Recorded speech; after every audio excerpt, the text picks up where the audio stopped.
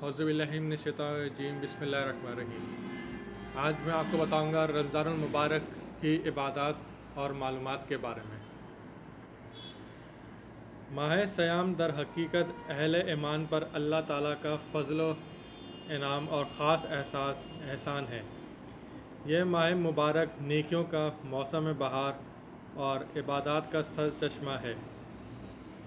نبی اکرم صلی اللہ علیہ وسلم کا ارشاد گرامی ہے، انسان جو بھی نیک عمل کرتا ہے اس کا اجر اسے 10 گنا سے 700 گنا تک کا ملتا ہے، لیکن روزے کی بات اللہ عز و جل فرماتا ہے کہ یہ عمل چونکہ خالص میرے لیے ہے اس لیے میں ہی اس کی جزا دوں گا۔ روزے دار صرف میری خاطر اپنی نفسانی خواہشات کھانا اور پینا چھوڑتا ہے۔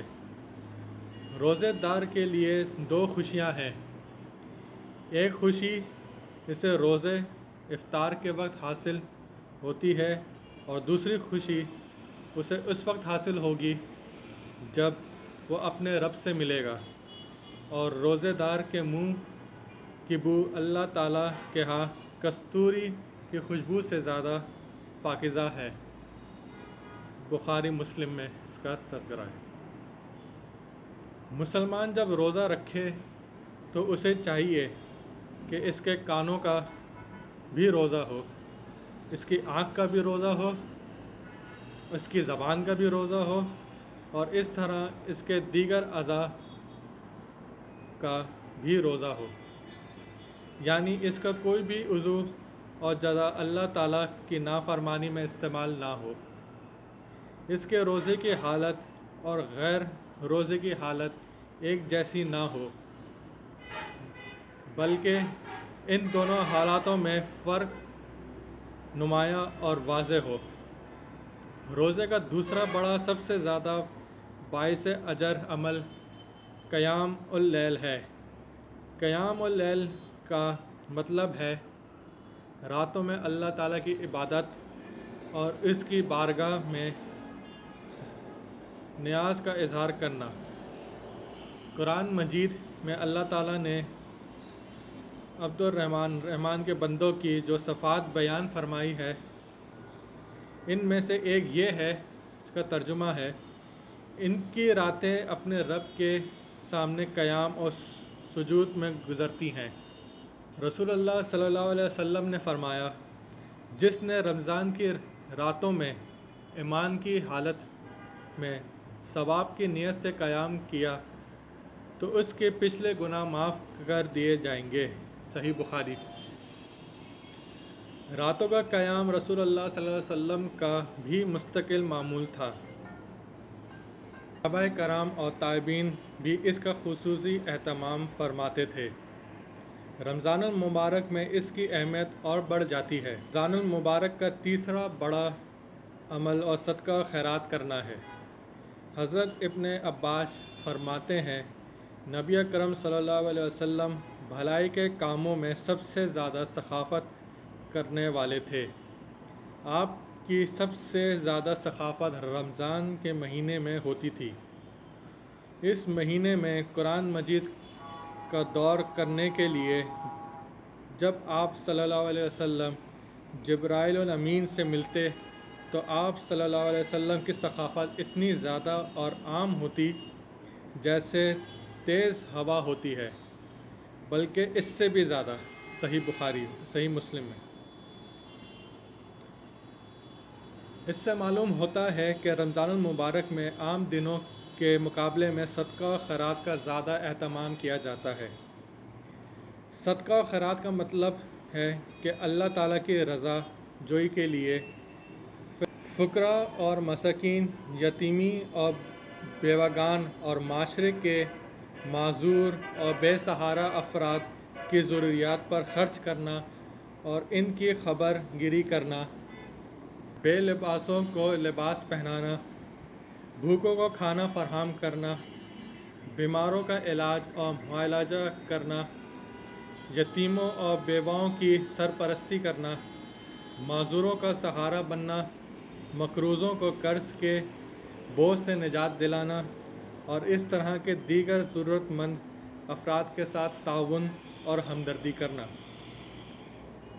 سلف صالحین میں اطعام و طعام کے جذبہ اور ذوق بہت عام تھا، اور یہ سلسلہ بھوکوں اور تنگ دستوں ہی کو کھلانے تک محدود نہ تھا، بلکہ دوست احباب اور نیک لوگوں کی دعوت کرنے کا شوق بھی تھا۔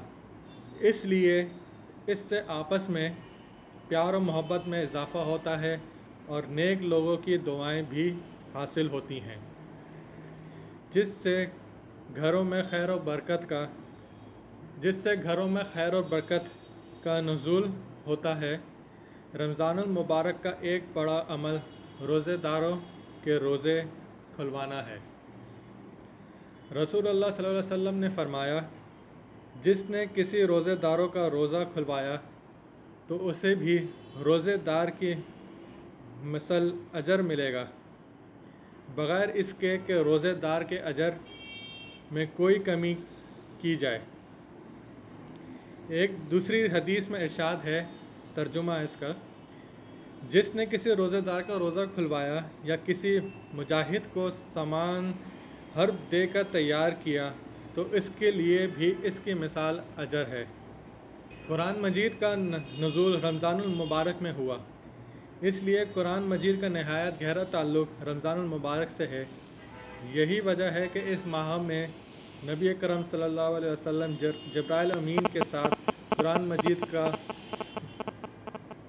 دور کیا کرتے تھے، اور صحابہ کرام بھی اس ماہ میں کثرت سے قرآن مجید کی تلاوت کا اہتمام کیا کرتے تھے۔ نبی اکرم صلی اللہ علیہ وسلم جبرائیل امین کے ساتھ قرآن مجید کا دور کیا کرتے تھے، اور صحابہ کرام بھی اس ماہ میں کثرت سے قرآن مجید کی تلاوت کا اہتمام کیا کرتے تھے۔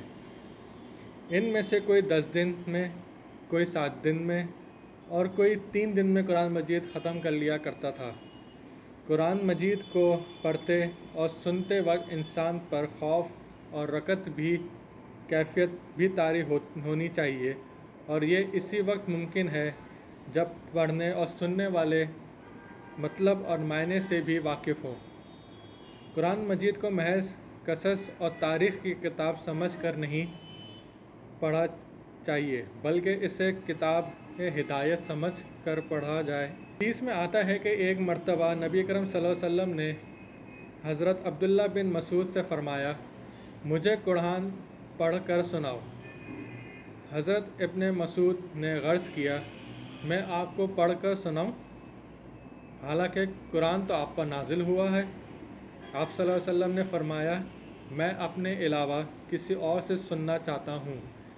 چنانچہ حضرت ابن مسعود نے سورہ ناس کی تلاوت شروع کی۔ جب وہ اس آیت پر پہنچے، ترجمہ، اس وقت کیا حال ہوگا جب ہم ہر امت میں سے ایک گواہ حاضر کریں گے، اور اے محمد صلی اللہ علیہ وسلم ان سب پر آپ کو گواہ بنائیں گے۔ سورہ ناس۔ تو آپ صلی اللہ علیہ وسلم نے فرمایا، بس کرو۔ حضرت ابن مسعود فرماتے ہیں کہ میں نے رسول اللہ صلی اللہ علیہ وسلم کی طرف دیکھا تو آپ صلی اللہ علیہ وسلم کی دونوں آنکھوں سے آنسو بہہ رہے تھے۔ صحیح بخاری۔ اللہ تعالیٰ کے خوف سے ڈرنا اور رونا اللہ تعالیٰ کو بہت محبوب ہے۔ ایک حدیث میں نبی اکرم صلی اللہ علیہ وسلم نے فرمایا، 7 آدمیوں کو اللہ تعالیٰ قیامت کے دن اپنے سائے میں جگہ عطا فرمائے گا۔ ان میں سے ایک وہ شخص ہوگا جس کی آنکھوں سے تنہائی میں اللہ تعالیٰ کے ذکر اور اس کی عظمت اور اہمیت کے تصور سے آنسو جاری ہو جائیں۔ اللہ تعالیٰ کا خوف ہر مسلمان کے دل میں ہونا چاہیے۔ اس کا ایک بہترین طریقہ یہ ہے کہ قرآن مجید کی تلاوت تفکر اور تدبر اور غور و فکر سے کی جائے، اس کے معنی اور مطلب کو سمجھا جائے، اور اللہ تعالیٰ کی عظمت اور جلال کو قلب اور ذہن میں مستحضر کیا جائے۔ اللہ تعالیٰ ہمیں رمضانوں میں روزہ رکھنے اور قرآن پاک پڑھنے کی توفیق عطا فرمائے، آمین۔ اللہ حافظ۔